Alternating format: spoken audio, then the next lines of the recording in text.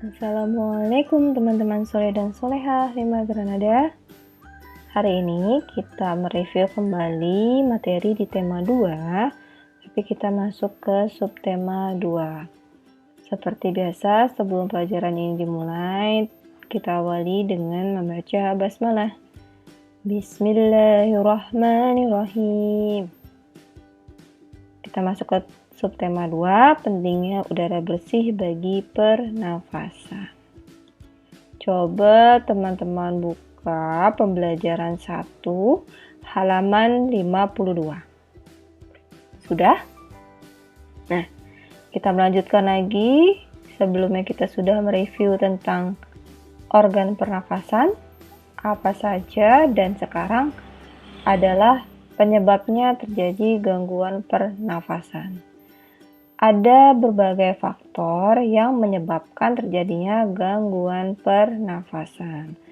Teman-teman bisa lihat di sini yang pertama adalah faktor fisik. Faktor fisik itu adanya kelainan organ pernafasan yang sudah ada sejak bayi.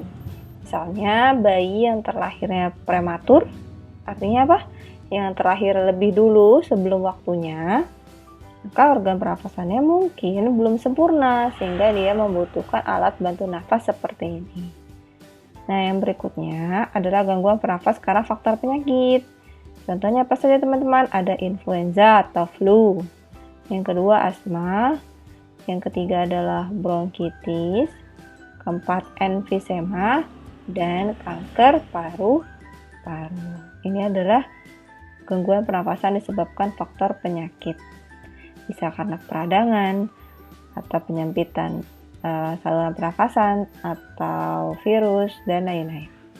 Yang ketiga adalah faktor lingkungan. Nah, kita itu kan menghirup udara di alam bebas. Nah, jika udara sudah tercemar, maka teman-teman akan menghirup bukan oksigen lagi, tapi zat-zat lainnya. Contohnya lingkungan yang kotor dengan asap kendaraan, karbon monoksida, karbon dioksida, asap pabrik, bahkan asap rokok yang mencemari udara itu juga bisa mengakibatkan sesak saat kita bernafas. Jadi ini adalah gangguan pernafasan yang disebabkan oleh faktor lingkungan.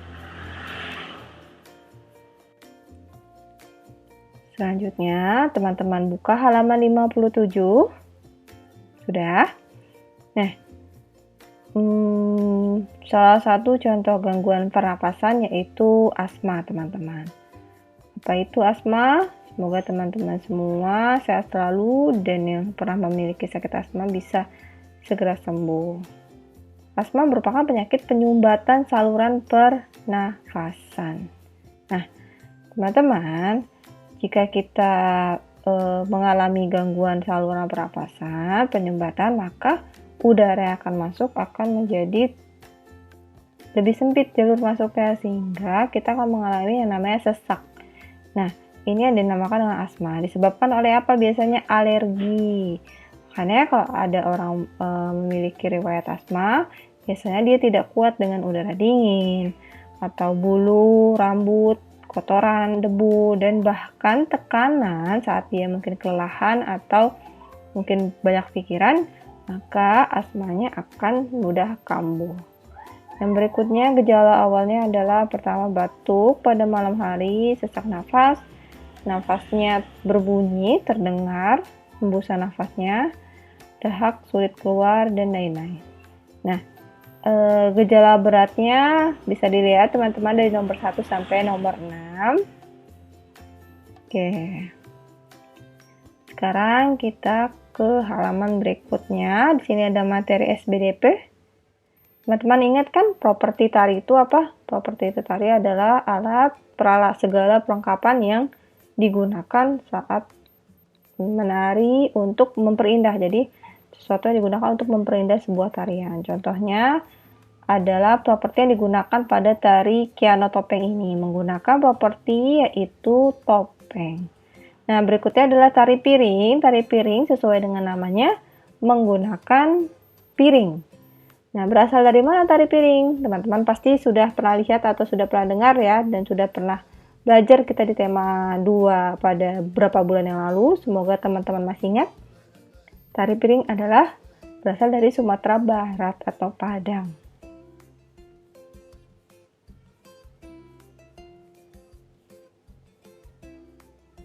Berikutnya kita masuk ke halaman 63 teman-teman. Sudah ya?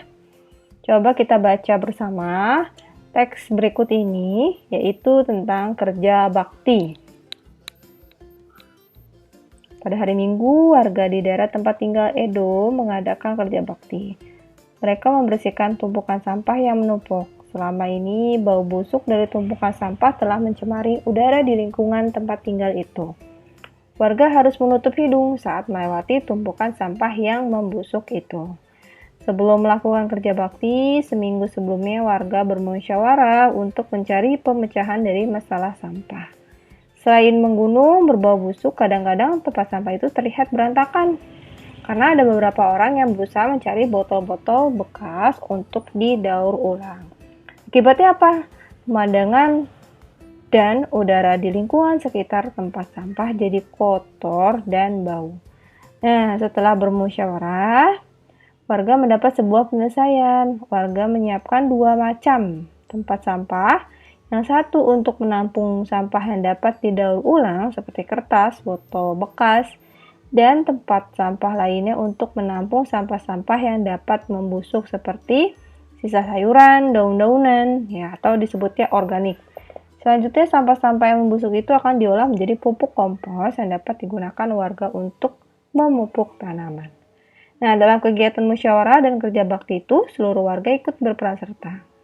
Keikutsertaan warga dalam musyawarah dan kerja bakti merupakan salah satu bentuk tanggung jawab warga dalam menjaga kebersihan lingkungan. Nah, sekarang teman-teman siapkan nih pensilnya atau alat tulis lainnya. Pulpen, teman-teman isi. Nomor 1 adalah kapan kerja bakti dilakukan.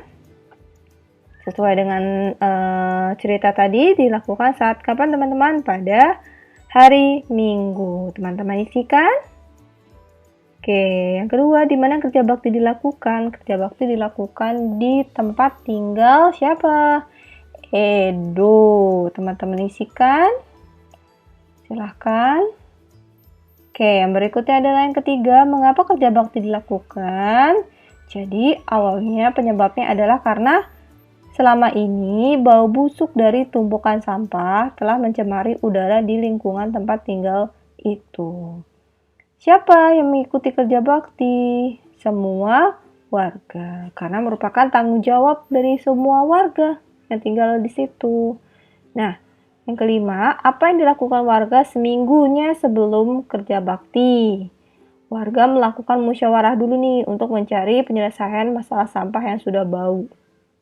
Yang keenam adalah bagaimana hasil musyawarahnya terkait penyelesaian dari masalah yang dihadapi warga. Warga menyiapkan 2 macam tempat sampah. Yang satu untuk sampah organik dan satu untuk yang bisa didaur ulang atau non-organik. Yang ketujuh, mengapa warga menyediakan 2 macam tempat sampah? Agar bisa memisahkan sampah yang mudah membusuk dengan sampah yang bisa didaur ulang. Mungkin jadi kalau ada pemulung yang ingin mengambil sisa sampah yang bisa didaur ulang, jadi tidak perlu diacak-acak karena sudah terpisah tempatnya. Selanjutnya kita ke halaman berikutnya 66 teman-teman. Coba teman-teman baca di sini ada tentang hak, kewajiban, dan tanggung jawab. Teman-teman tahu kan perbedaan antara ketiganya? Nanti di PAS akan keluar nih perbedaannya.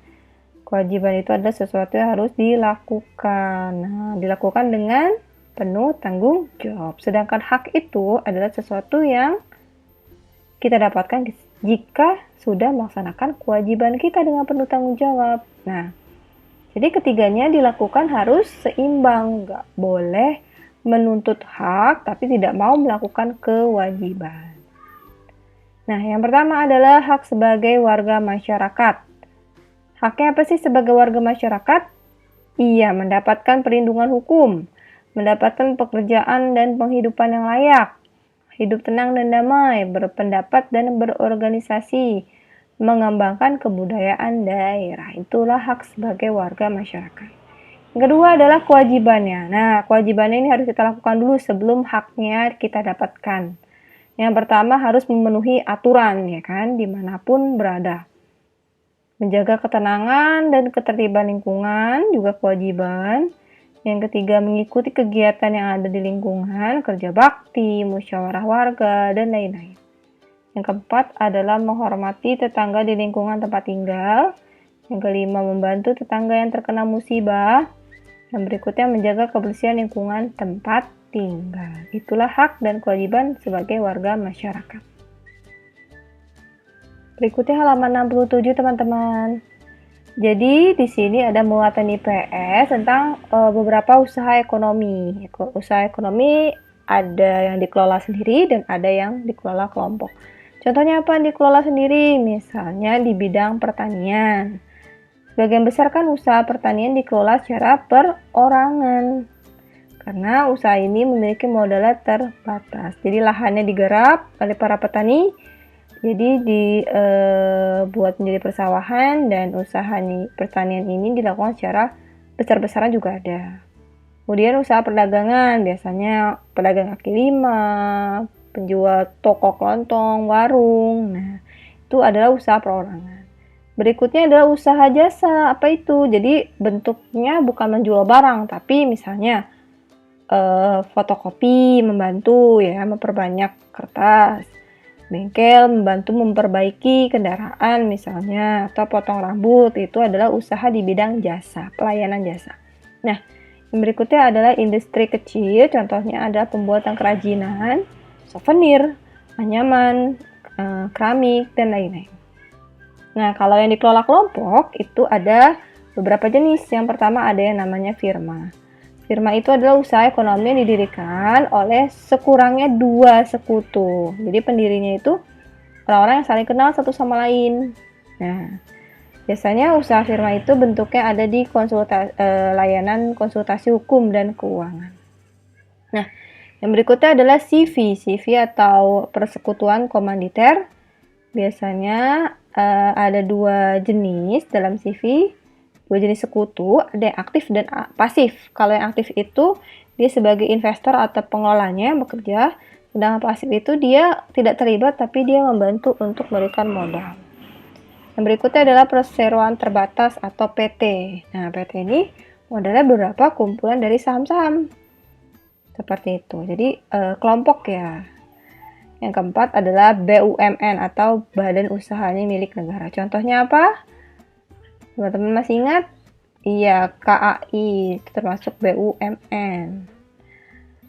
Nah, selanjutnya adalah koperasi. Koperasi itu adalah usaha yang dikembangkan secara kelompok dengan tujuannya menyejahterakan anggotanya.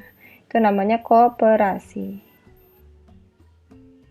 Oke, baiklah teman-teman, reviewnya sampai di sini dahulu hari ini. Dan apa yang sudah kita bahas soal tadi sudah dikerjakan, teman-teman isikan di bukunya. Ya, kalau sudah teman-teman fotokan, kirim ke Miss Laila. Miss Laila akan lihat hasil kerja teman-teman. Jika tadi terlalu cepat, teman-teman bisa pause videonya kemudian ditulis jawabannya. Baiklah teman-teman semua. Semoga sehat selalu dan sampai ketemu di pertemuan tatap muka esok hari. Terima kasih teman-teman. Wassalamualaikum warahmatullahi wabarakatuh.